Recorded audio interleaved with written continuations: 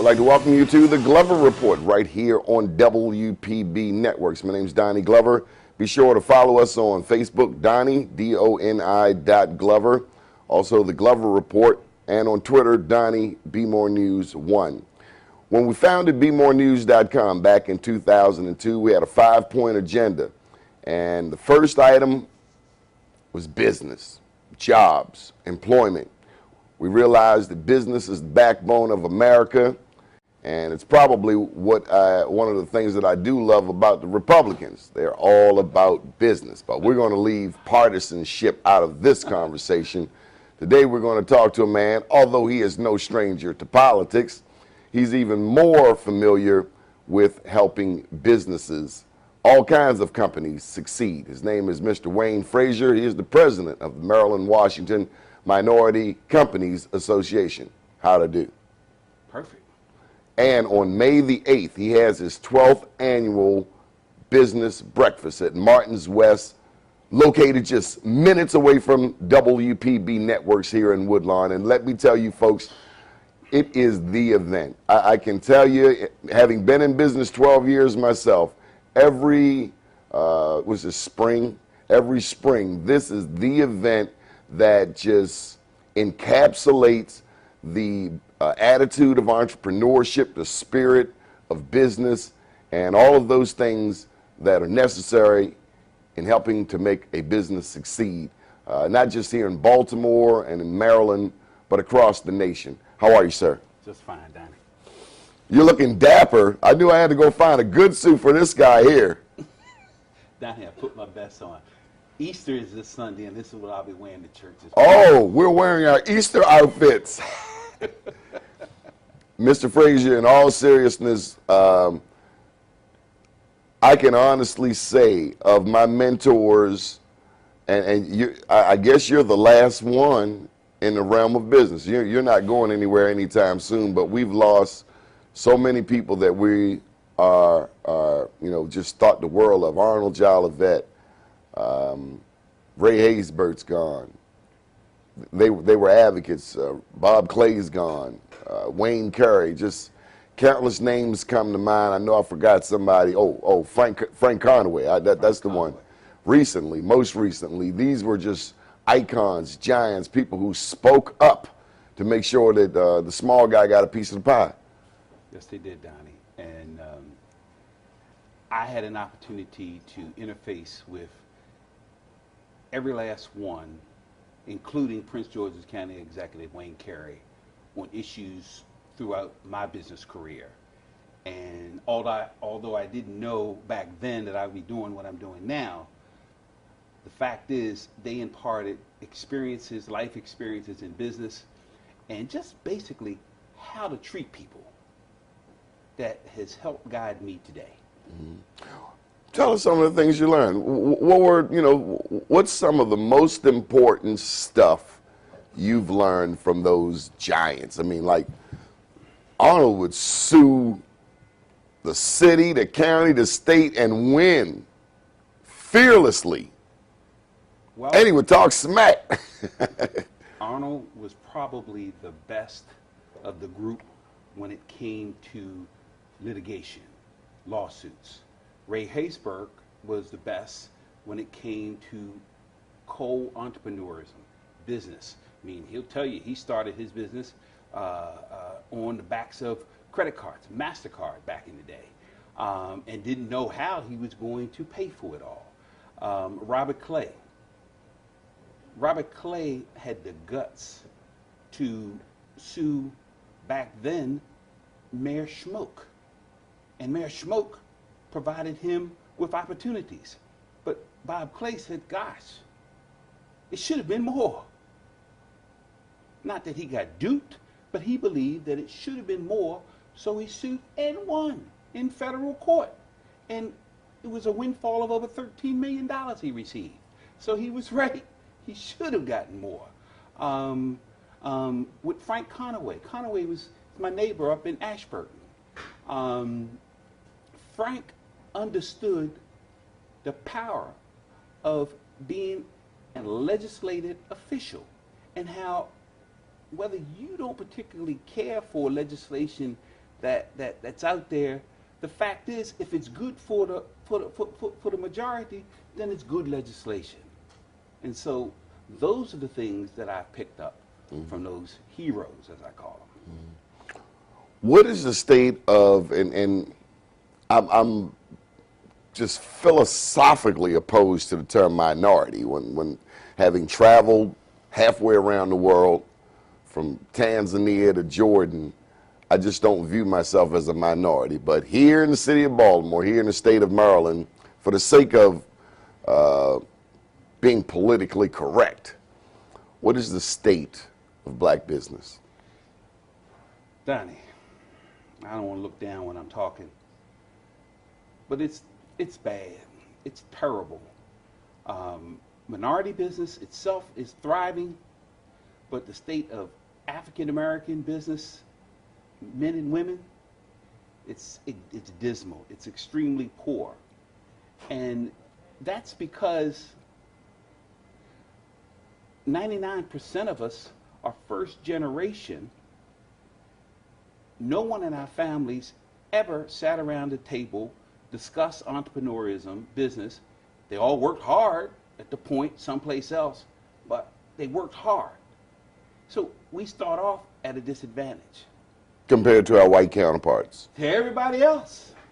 Okay, even the Koreans, Yes. even the South India, people from India, Pakistan, Yes. they have generations, what we call a merchant class. That's correct. There's no welfare in any of those countries, Donnie. And as good as welfare was back in the 40s when it was first adopted, it's terrible now because it's created a sense of, gosh, something's going to come when I Entitlement. I didn't want to say that, Donnie, but yes, entitlement. Nobody owes us anything in the sense of, now I'm all for reparations, but I'm talking about the mindset of I'm waiting on a check. That's just antithetical to our rich history.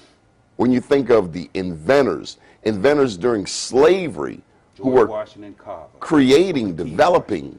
So, in other words, we don't have any excuses. None. We have the education. We have access to money more, at least certainly more than our ancestors. We just don't know how to do it right. And we won't seek that help to get you to the next level. Scared money can't make money. You gotta invest. You gotta risk. Being an entrepreneur is taking risk.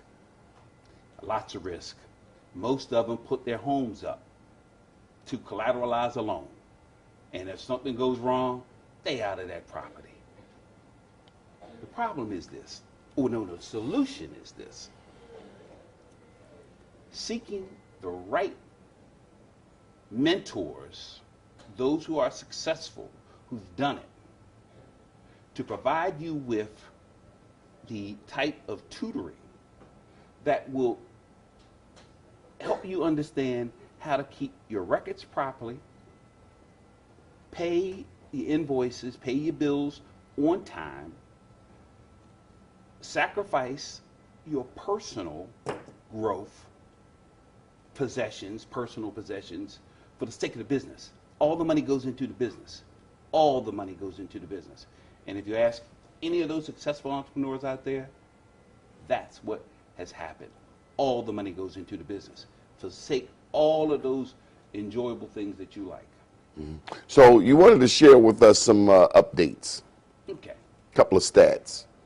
All right.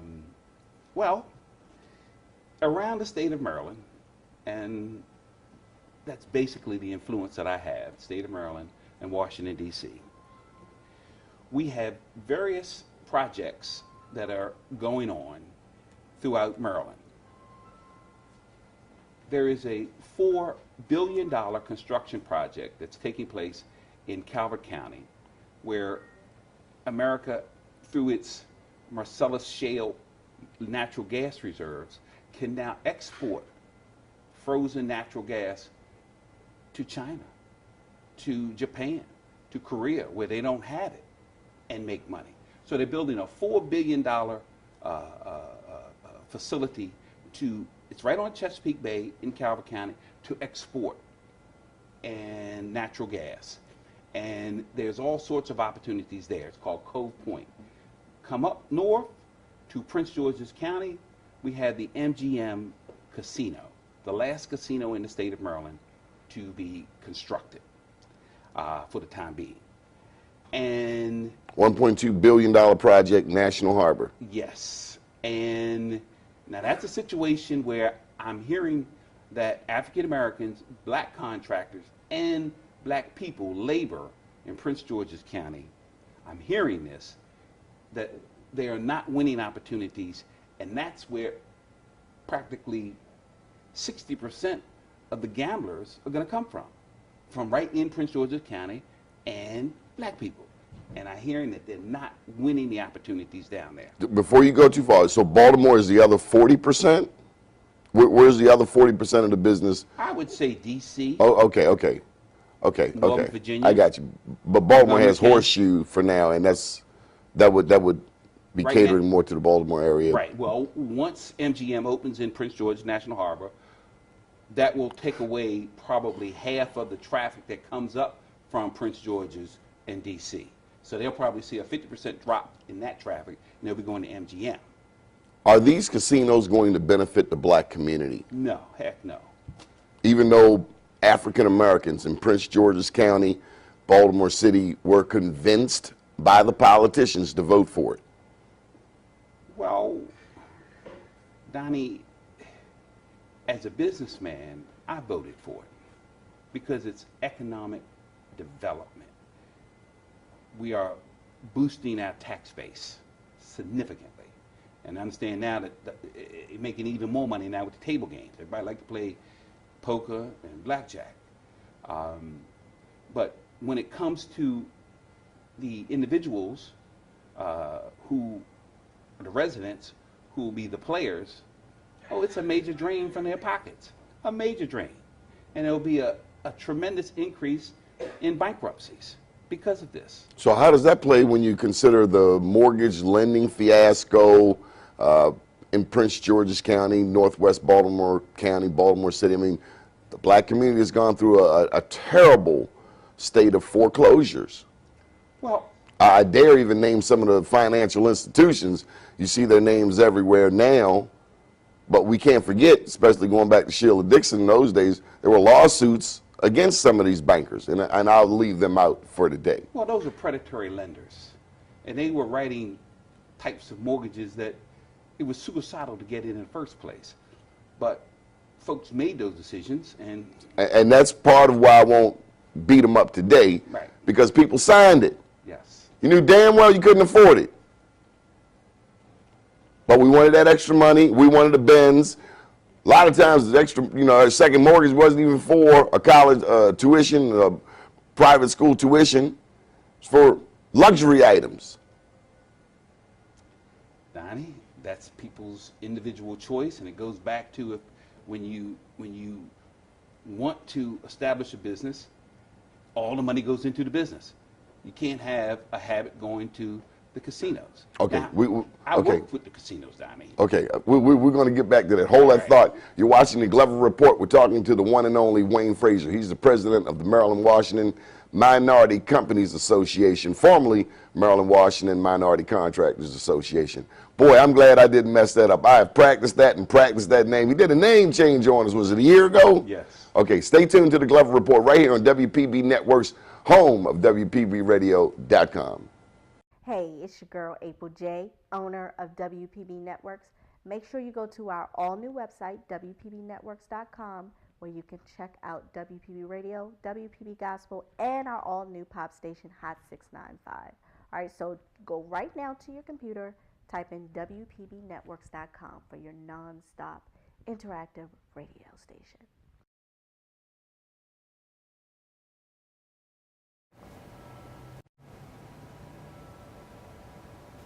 I'd like to welcome you back to the Glover Report. My name is Donnie Glover, publisher of BeMoreNews.com. Do follow us on Facebook and Twitter.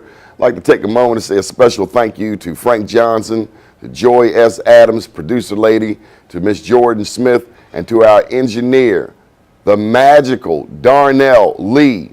Although he is a Washington, D.C. based Cowboys fan, and I'm still trying to figure that out, folks. Okay. As long as you don't mess with the Ravens. We're talking with the one and only Wayne Frazier. Mr. Frazier, corporate responsibility, corporate diversity here in the city of Baltimore. There's some companies that quite honestly, Mr. Frazier, that leave me befuddled. I'm thinking about, what's that sports empire downtown Baltimore? They make the fancy clothes, they uniform everybody. Oh, Under Armour, is that them? Under Armour, you better believe it. Are some companies treated better than others? Well, when you say better, I'm not sure what you mean. Are they able to circumnavigate certain rules? Do they understand corporate responsibility? Are they making millions hand over fist while other people are struggling without the same access? Oh yeah, I imagine that they are, but Under Armour is, in my opinion, an excellent corporate citizen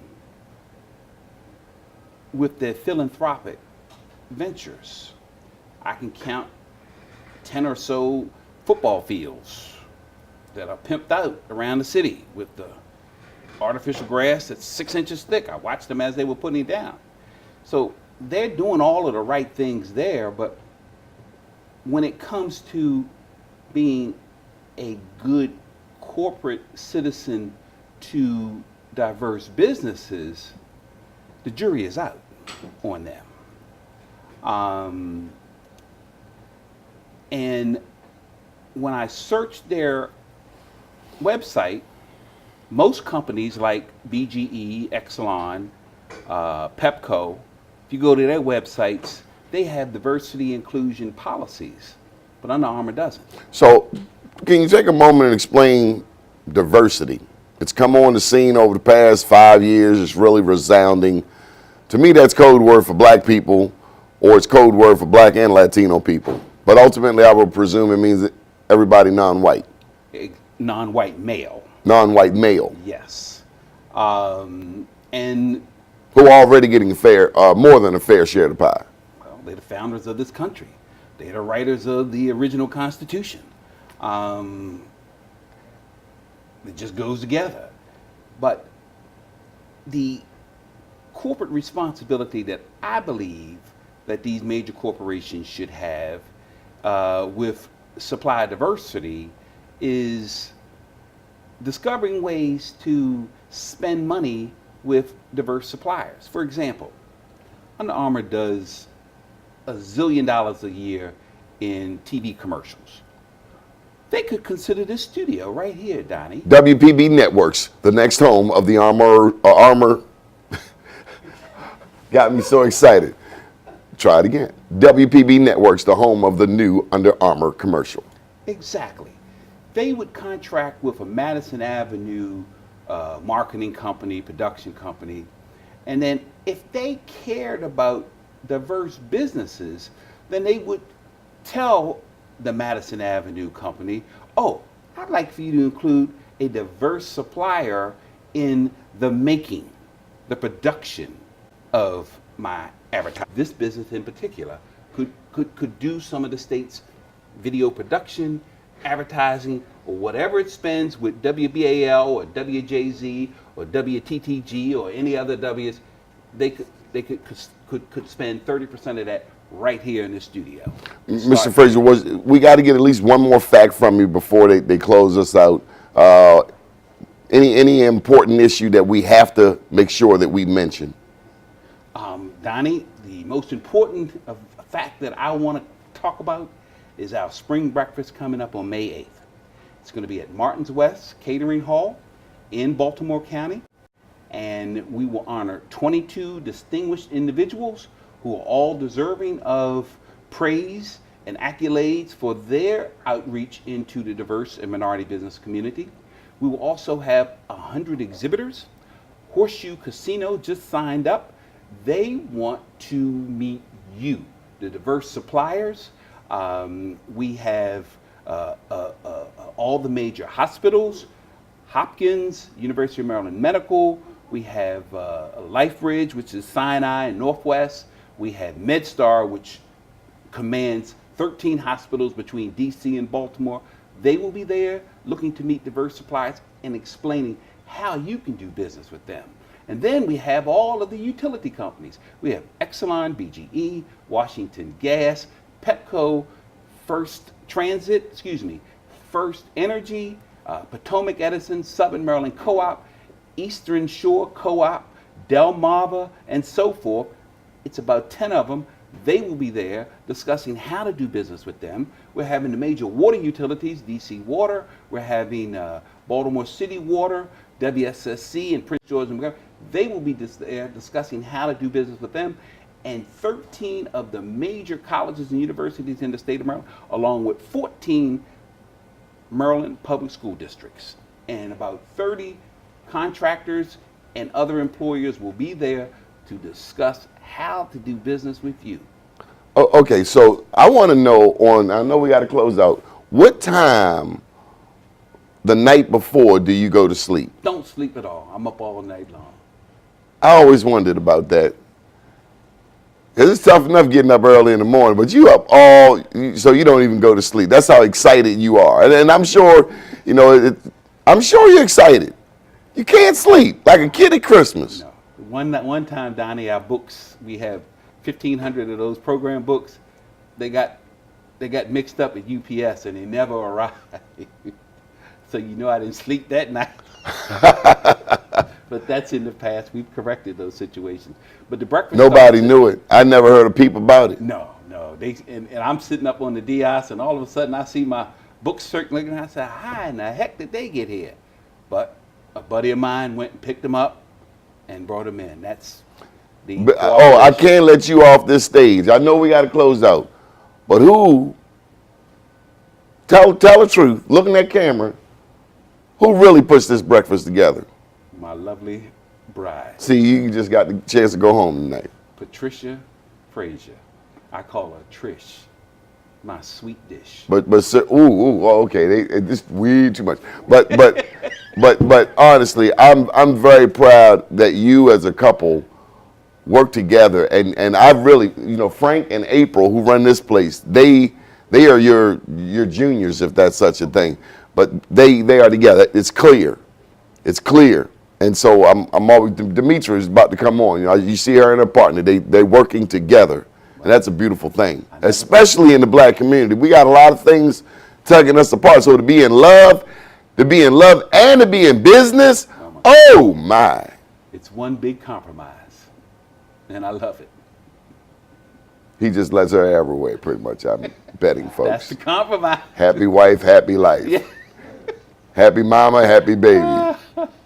Good stuff. We appreciate you. How can people get in touch with you? My phone number is 443-759-8580. And my website address, very simple, www.MWMCA as in cat, A as in apple.org. MWMCA.org. Mr. Frazier, you're looking pretty dapper as always. We thank you for coming out to the Glover Report, WPB Networks, and I hope that sometime in one of these breakfasts in the future, you might consider Donnie Glover as your MC. Keep watching the Glover Report right here on WPBNetworks.com.